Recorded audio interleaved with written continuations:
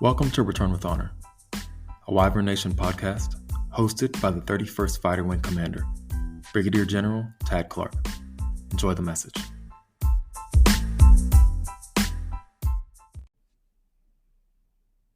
Hi, this is Brigadier General Tad Clark, and I'm really excited about our new podcast series titled Return with Honor. It's an opportunity to share with you themes, topics, issues, experiences, maybe even share some stories. And whether you have time in the morning, midday, or at night, I hope you find them interesting and time well spent.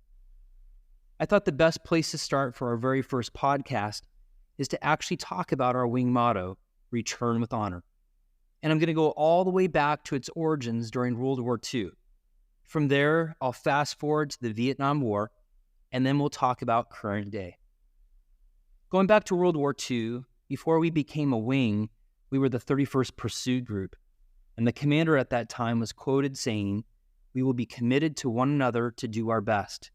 In cooperation with one another, do hereby pledge ourselves to go forth unto our appointed tasks with fearless determination, to pursue them relentlessly to their conclusion, and to return with honor."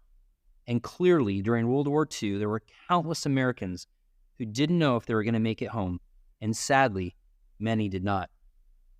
Return with honor is a timeless motto, and just as important as it was in World War II, when we fast forward to the Vietnam War, it was just as critical.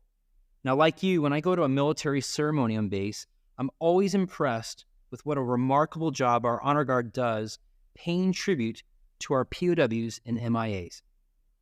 When I looked this up, I was reminded that there were 591 POWs during the Vietnam War.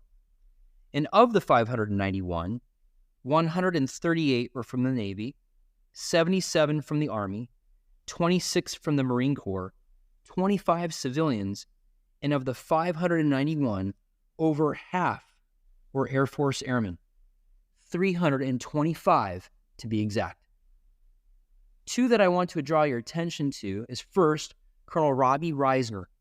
Now, he was the first pilot shot down in the Vietnam War, and that was back in 1965. And he's flying missions in support of Operation Rolling Thunder. During his captivity, he was known as a selfless resistor. He never gave up information, and he conducted himself with character and honor during many years of captivity. Another example is Colonel Bud Day.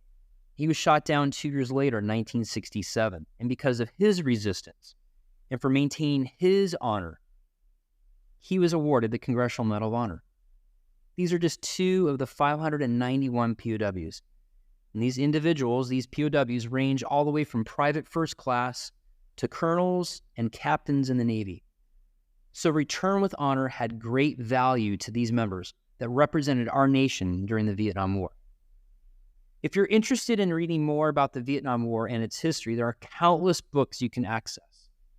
Just a few recommendations: Going Downtown. Another one is Into the Mouth of the Cat, and that's about Captain Lance P. Saigon. A third, Bury Us Upside Down. And two books that I would recommend about Colonel Bud Day, the first of which is titled American Patriot, and the second is actually titled Return with Honor. Recently, when we celebrated the 50th anniversary of the end of the Vietnam War, specifically the Paris Peace Accords that were signed on the 27th of January 1973 and finally brought an end to the Vietnam War, 591 prisoners were brought back out of Vietnam back to the United States.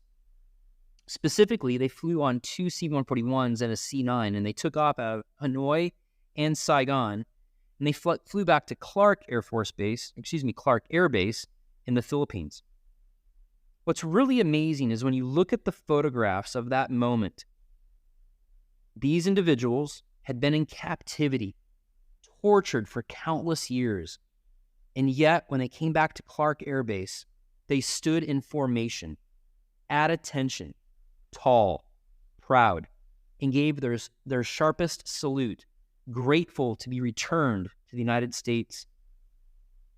It's remarkable. The hope was that they would return with their honor. They were brave, courageous, and did their very best to resist.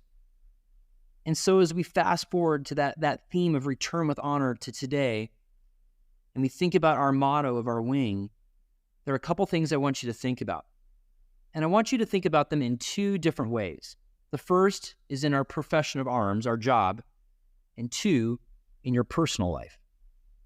Let me start off with in a profession of arms. Now, take into consideration we currently have the Triple Nickel Fighter Generation Squadron and the Triple Nickel Fighter Squadron, as well as many of our airmen that play a supporting function that are deployed right now. When they first deployed, they went to perform a task for their nation. And when they come back this fall, they want to return with their honor. And I know they will. They've done a remarkable job downrange. And I know when they come back, they can feel proud of what they accomplished and the manner in which they did it.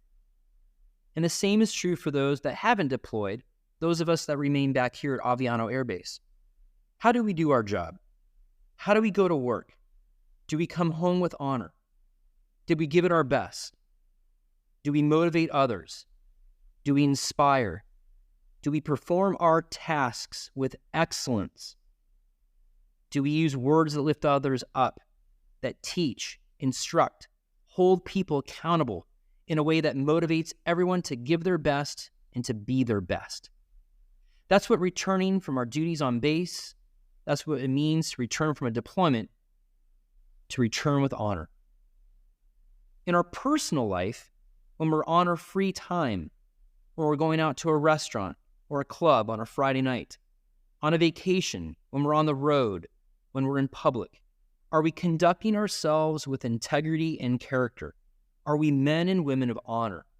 And so that's the challenge, to always conduct ourselves with honor 24/7, 365, so that we can return with honor. That's why I love our motto. I think it's just as applicable now as it was during World War II and the Vietnam War. And so for our first podcast, I'm really excited we were able to talk about our motto, return with honor. Let's ensure it's more than just words, though. Let's ensure that we put these words into action. Our defenders remind us every day as we drive through the gate. I look forward to our future podcasts. I hope you enjoyed this. I hope you found it interesting. And until then, return with honor.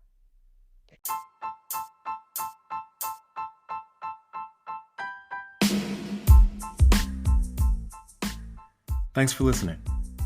If you want to learn more about Wyvern Nation or events happening in and around the 31st Fighter Wing, visit the Aviano Air Base Facebook page or navigate to the 31st Fighter Wing page through the Air Force Connect app. And if you enjoyed the podcast, make sure to subscribe so you don't miss any new content. See you next time.